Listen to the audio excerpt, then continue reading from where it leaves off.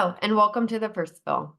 This month, we are featuring 5 newly approved drugs or digital therapeutics. In this episode, I'm going to talk about Vadadustat, approved in late March of 2024 to treat anemia caused by chronic kidney disease in patients who have been receiving dialysis for at least 3 months. Vadadustat is the second approved medication known as a hypoxia-inducible factor polohydroxylase, or HIF-PH inhibitor. Wow, that's a mouthful. Let's dive into that mechanism in a bit more detail here.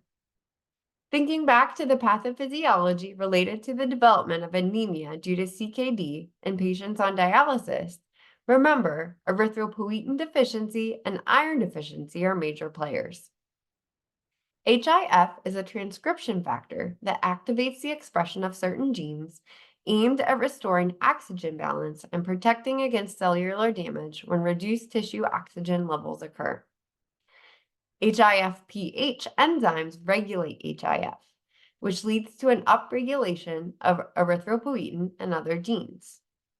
This upregulation also reduces iron stores, similar to how erythropoietin-stimulating agents do in current treatment of anemia, and inhibits intestinal iron absorption. So, from a high level, if we inhibit the enzymes responsible for the conversion of HIF, we stabilize the HIF complex and stimulate endogenous erythropoietin production in patients with end-stage kidney disease more consistently, instead of just in response to oxygen deprivation. HIF-PH inhibitors have also been found to improve iron mobilization to the bone marrow, which helps to resolve the iron deficiency. Daprodustat was approved in early 2023 and has the same mechanism of action as vadadustat, but dosing, adverse effects, and drug-drug interactions differ. Safety and effectiveness of vadadustat was studied in 2 phase 3 randomized, open-label, non-inferiority trials compared with darbepoetin alpha in patients with anemia and dialysis-dependent chronic kidney disease.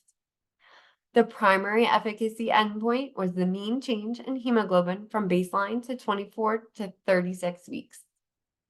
The primary safety endpoint assessed was a time to event analysis of the first occurrence of a major adverse cardiovascular event.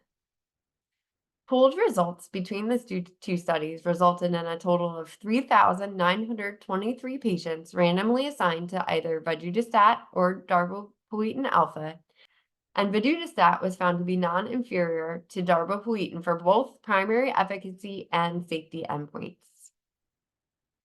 Vadadustat is dosed orally, with or without food, and the recommended starting dose is 300 milligrams by mouth daily. It's then titrated no more frequently than once every 4 weeks in 150 milligram increments to maintain hemoglobin levels of 10 grams per deciliter to 11 grams per deciliter, up to a maximum of 600 milligrams.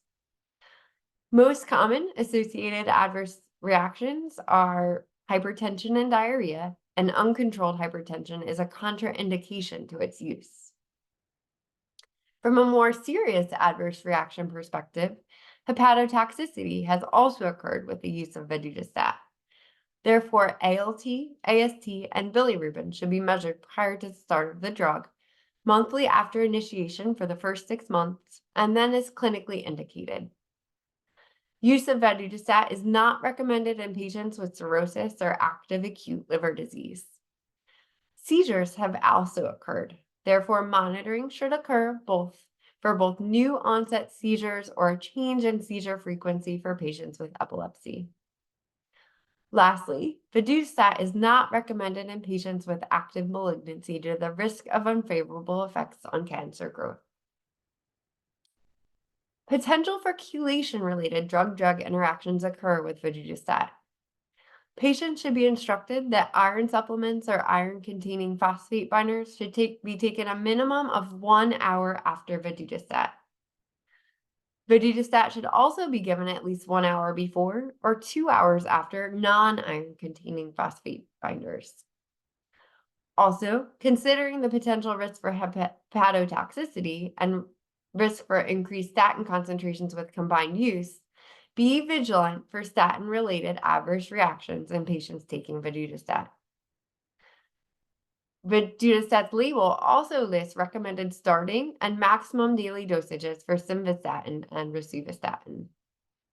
When considering our current treatment options for the treatment of anemia associated with CKD, our erythropoietin-stimulating agents, these oral agents may be beneficial to mitigate potential issues with vascular access and reduce the risk of thrombosis and MACE. One important note, however, is that the tablets should be taken whole and cannot be cut, crushed, or chewed. This may be a barrier to administration in patients who are NPO both short and long term. To summarize, Vadadustat is a new orally administered option recently approved for the treatment of anemia due to chronic kidney disease in patients who have been receiving hemodialysis for at least 3 months. Care should be taken to educate your patients to take the dose instructed by their provider and separate the medication from their iron supplementation and phosphate binders with its specific instructions included in the label. Additionally, be on the lookout for use in your patients taking statins, as a dose adjustment may be required. Well, that's all I have about this new agent today. Please be sure to visit learn.pharmacist.com and enroll in the First Fill podcast to earn CE for listening. Take care.